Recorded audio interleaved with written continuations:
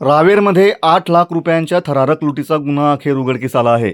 बुरामपूर येथील मसाला व्यापाऱ्याची चालती गाडी अडवून 8 ते 9 इसमांनी रोख रकमेची बॅग लुटली होती. ही घटना 6 फेब्रुवारी 2024 रोजी रात्री खानापूर आरटीओ बॅरेलजवळ घडली होती. या प्रकरणी रावेर पोलीस स्टेशन येथे गुन्हा दाखल करण्यात आला होता. पोलीस निरीक्षक डॉक्टर विशाल जयस्वाल यांच्या मार्गदर्शनाखाली गुन्हे शोध पथकाने तपासाची सूत्रे हाती घेतली. तब्बल 67 सीसीटीव्ही फुटेज तपासण्यात आली. अनेक अडचणी असूनही पोलिसांनी तपास सुरूच ठेवला.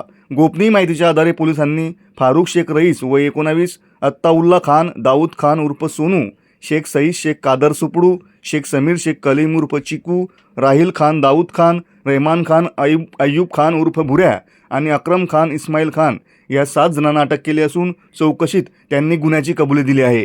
आरोपींकडून 2 मोटरसायकली आणि 2,55,000 रुपये रोख असा 3.5 लाखांचा मुद्देमाल जप्त करण्यात आला आहे. दरम्यान या गुन्ह्यातील मुख्य आरोपी शेख हसन उर्फ हसन फावड्या हा फरार असून त्याचा शोध सुरू आहे. आरोपींना न्यायालयात हजर केले असता 26 फेब्रुवारीपर्यंत पोलीस कोठडी सुनावण्यात आली आहे.